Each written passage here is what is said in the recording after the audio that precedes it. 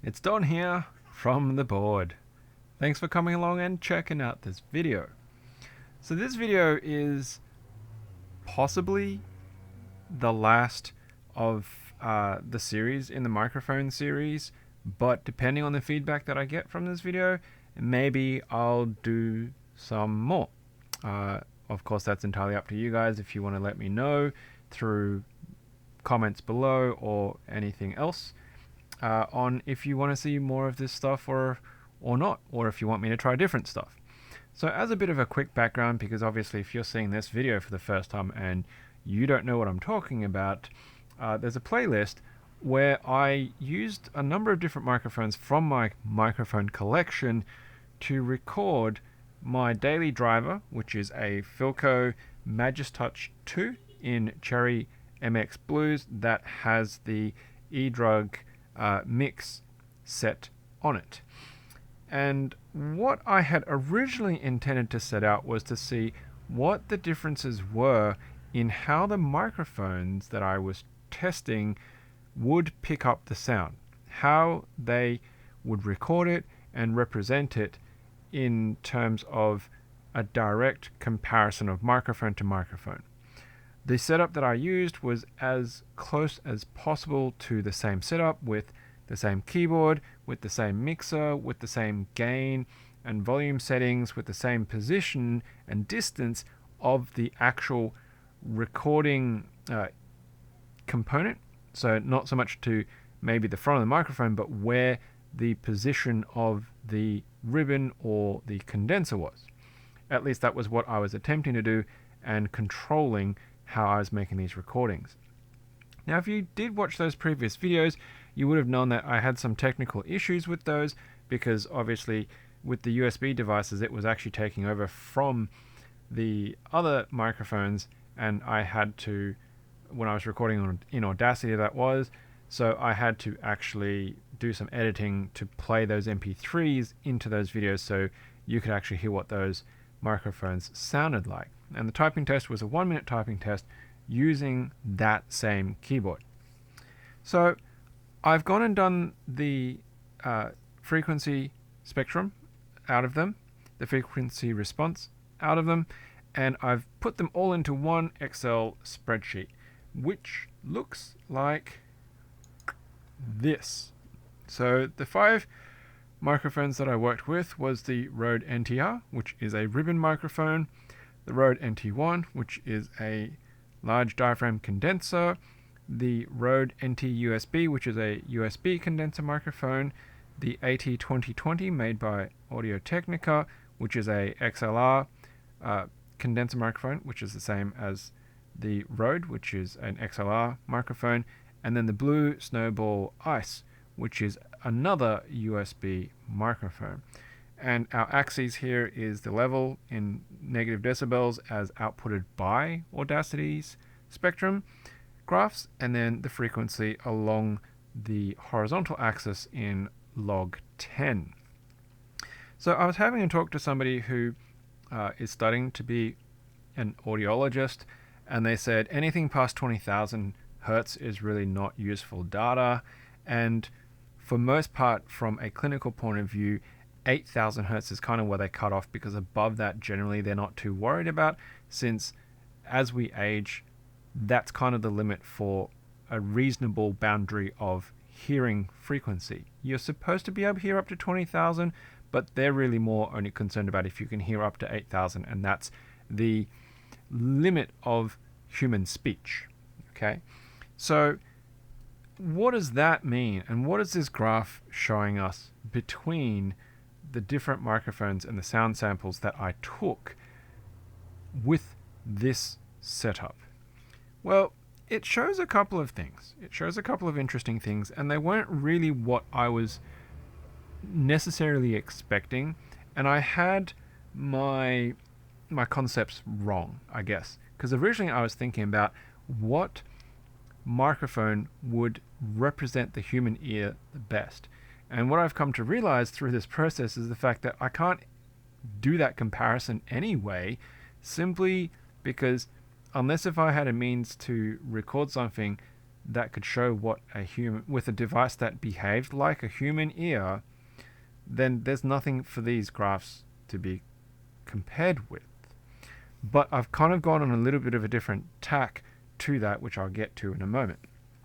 But at least what this data allows us to do is compare side by side on what these microphones are picking up more or less from the same keyboard, and therefore how it's representing it to you when you listen to it.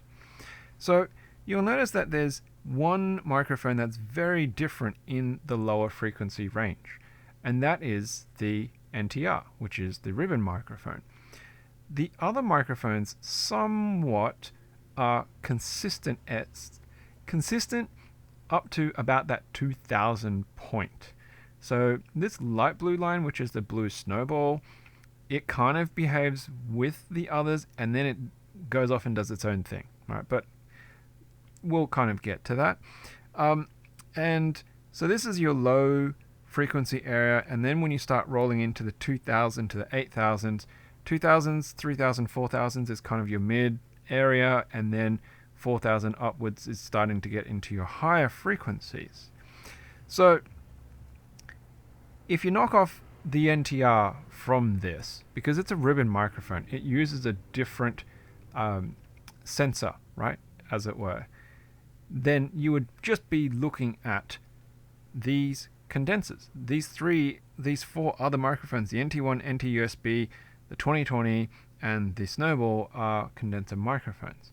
2 of them are USB, 2 of them are XLR. The blue Snowball is the only one that doesn't really kind of try to stay within the others. The others behave very consistently. So what that means is if somebody was recording a keyboard with an NT1 and somebody else was recording the same keyboard with the NT-USB or the AT2020, you could expect them to sound very similar. All right. If you extend from that and somebody was typing with keyboard A and they had one of those 3 microphones, and somebody was typing with keyboard B and was recording with one of those 3 microphones, the NT1, NT-USB, AT2020, you could potentially utilize that they have a very similar pickup and therefore compare those 2 keyboards A and B side by side on how they sound, because their representative pattern in the way that they record are very much similar. Now you got to remember this graph, the scale here is -30 to -60, so the gap between here is actually very, very small. That's what, 4 and a bit decibels, which is not massively different, okay? About a 10%, right, in between these. What you wouldn't be able to do is if I typed a sample on a stock keyboard with my NTR, with my ribbon microphone that I'm using right now to talk into, you wouldn't be able to take that and then compare it to a recording of a different keyboard if they were using one of the other microphones. Because my microphone on this keyboard with these graphs is showing that it's actually accentuating the lower frequencies more than the other microphones. And it accentuates the mid frequencies more than the other microphones. And it actually represents the high frequencies less than some of the other microphones. So that's what you are trying to see from, that's what I'm trying to, well, I think that's what's happening here. So in that context, if you were to believe that everything else down the chain, like I'm using a very specific mixer here, and I have a very specific, sound card in my PC and all of that kind of stuff. If you could somehow believe that they were exactly the same of audio processing past the microphone, which is not always going to be the case, most likely not going to be the case, just by that microphone difference alone, it means that a sound test from me is not valuable against the sound test from somebody else using one of these other microphones. Okay? And that was kind of what I was trying to get to. You know, your microphone will make a big difference in how you hear it because it picks up differently. So you might like the way that it sounds on my NTR, but then if you get it and it doesn't sound that way, it's because the NTR apparently is actually representing this section much bigger relatively to these other microphones. And it might make you think that it's actually bassier than it actually is. So that was a really interesting takeaway from my interpretation here. What's really important is I'm not a professional in audio engineering. I'm not very learned in this area, and I may be 100% interpreting this graph wrong. So if you know better than me and you want to correct me, please do so. Go ahead. Put it in the comments below for everybody to see so we can get this right. Because I really want to know if I am interpreting this correctly. Now, the other microphone that behaves very oddly here is the Blue Snowball. It's a condenser microphone, it's a USB microphone, so its direct comparison should be the Rode NT USB. But it behaves very differently in that in this mid-lower range, it amplifies a little bit more bass in this just short bracket area here, but then it drops off and it represents less of this 2000, 3000 range, and then it does this little wibble wobble, right? This oscillation here, and then it's over-representing the higher frequencies compared to its comparable. Like there is a representation here, you can see that green spike, but it's much lower compared to the blue spike here, this light blue spike. So it accentuates the higher frequencies. And when I was using this microphone and playing around with it and recording with it, you know, even my wife was commenting that it made me sound not like me at all because it was doing a really tinny sound. That treble aspect was really being ramped up. And you can see that just in the differences on these microphones. So that's really, really interesting. So you have to be aware that if you're going to be using the Blue Snowball, well, you may be misrepresenting the higher frequencies because there's a very big level gain in that space compared to these other microphones. Okay? The 2020 has a bit more than the NT1, which has more than the NT USB, which has more than the NTR, all on the same keyboard. And then of course, once you get past, because this area is about that 8,000 point, I believe, it's sitting around, trying to get a data point to show. Hello, there we go, 8,600, right? So this is kind of in that threshold of the human voice hearing range, and then these high frequencies, you know, once again, the Snowball falls off massively. And then, you know, everything just cascades down the line there. So that was the first thing that I found really interesting in looking at these graphs and trying to make sense of it. The second thing was when I started trying to find a bit more about the human ear and the representation of the human ear and what it picks up and how it behaves compared to a microphone, was that I came across some websites and articles. And so the first one here that is shown on the screen, something that was edited by Joe Reddish 2 years ago, has this graph, and it talks about around the 3000 hertz area that your ears have greater sensitivity to. They're designed to be more receptive at that range. And the purpose of that is, as it says here, a wave with a frequency of 3 kilohertz is most easily detectable by a human ear. Such a wave has the pitch of a vigorously crying infant. So from an evolutionary perspective, that makes sense. You know, you want to be able to hear a child in distress so that you can quickly find it and assist it. The lower ends, you know, these lower frequencies, not very good at picking up, quite flat across that sort of low mid-range, and then 1K is this line here, and then it starts to ramp up to that 3K, and then it hits around that 8K and it falls off massively. And that's what we're talking about, right? That 8,000 point, because this line here is the 10,000, it drops off significantly, and then onwards to the 20, not really that important.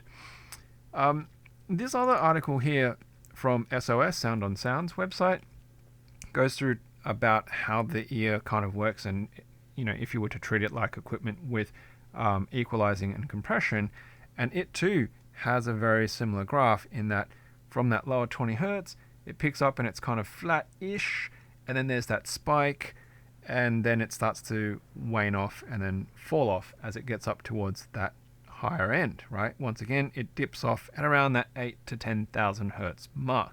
So that's good. It's consistent.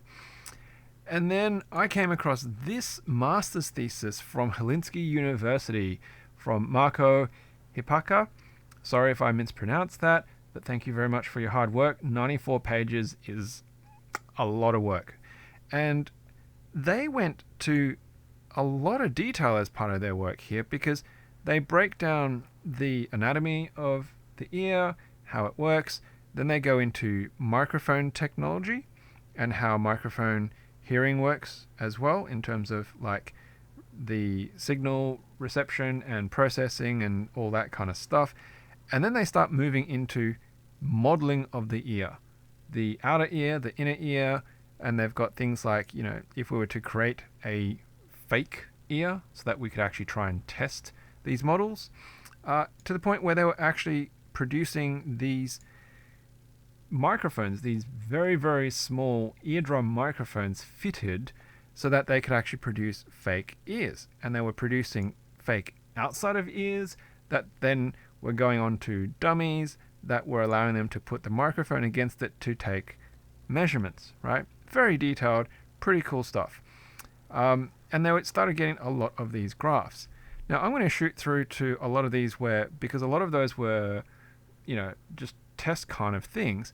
But then they got to a point where they actually put these microphones inside people's ears to measure what human ears were actually behaving like, as opposed to simulation and modeled ears.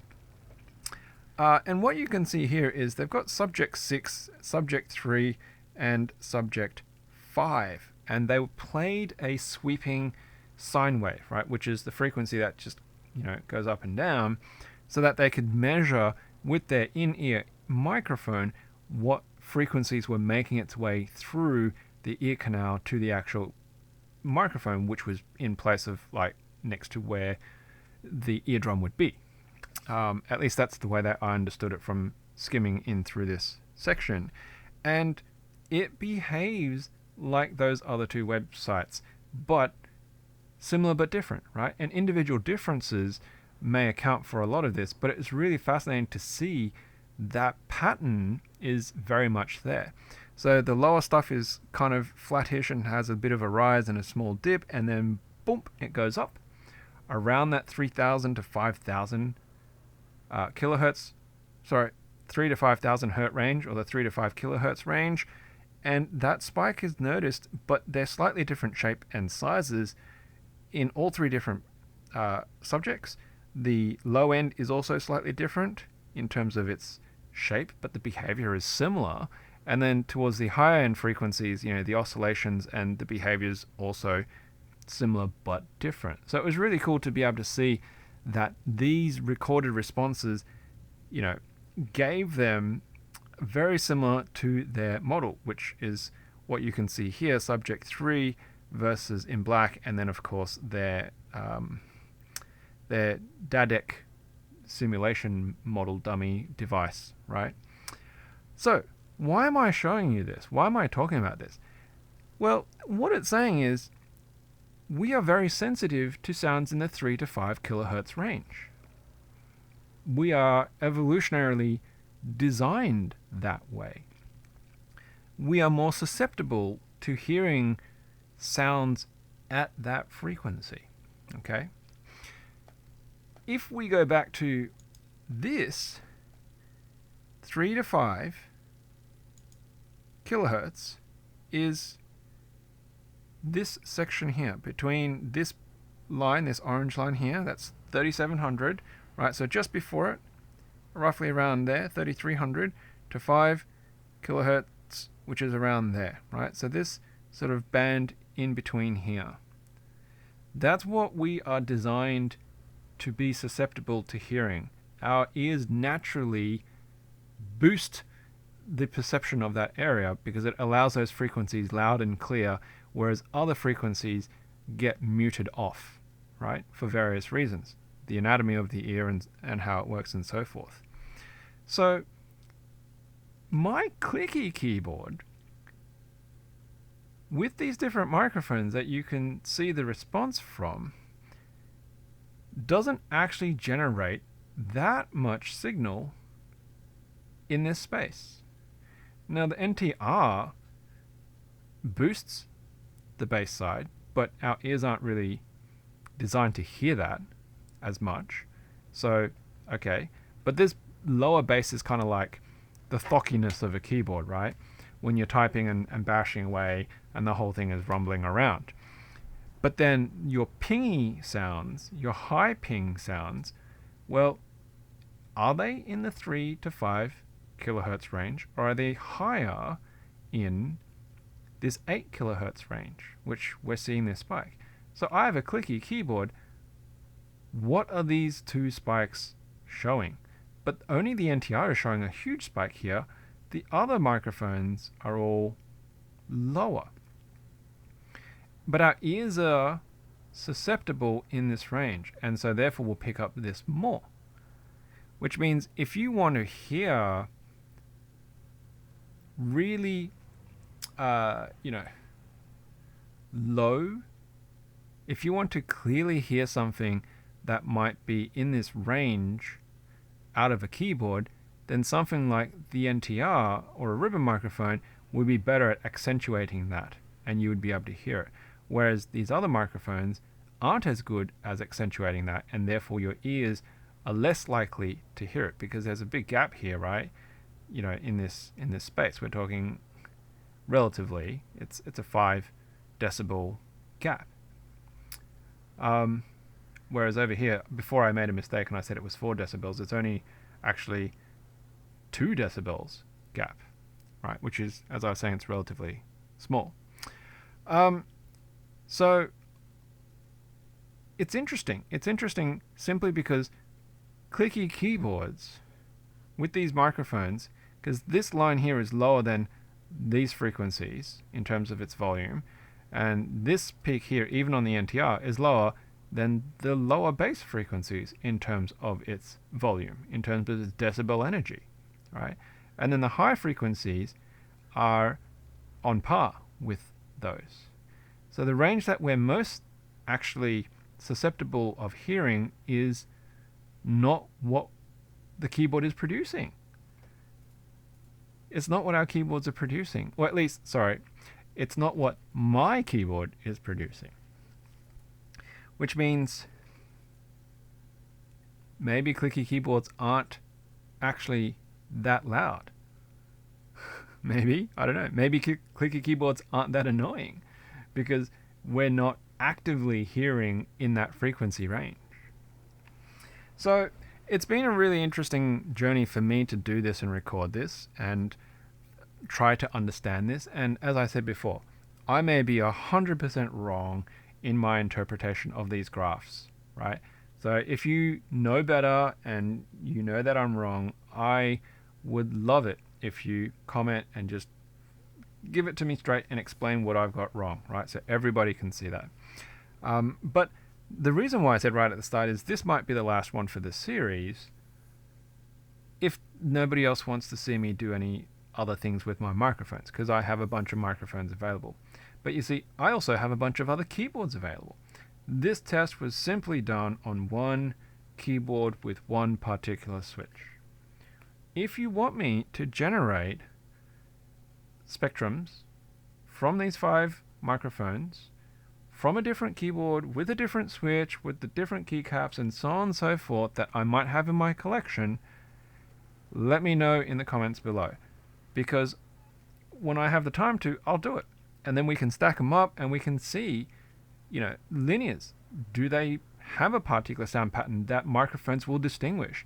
Tactiles, which keycaps, what type of format, layout, size, so on and so forth, are actually straight up comparable microphone to microphone. And then it lends ourselves to the question of, if people are starting to try to standardize testing regimes for sound tests as best as possible, is there a particular microphone that should be the recommended microphone for people to get and use as streamers, as reviewers, and that way your sound tests are more one-to-one comparable? Just some food for thought there. In any case, I hope you liked the journey so far in dealing with keyboards and microphones. If you have, great, thank you. If you haven't, well, I'm sorry that you've spent your time clicking through this video, because most people don't watch my videos straight through. I know that. It's okay. I talk too much. But I enjoyed it. And at the end of the day, that's probably really what matters the most. So if you do want to see more of this kind of stuff, as well as all of my other keyboard content, be great if you hit that like and subscribe button, give me a thumbs up, thumbs down, comment below, you know the drill, whatever. Anyway, thank you very much for checking out the video, and of course, as usual, until next time, happy clacking.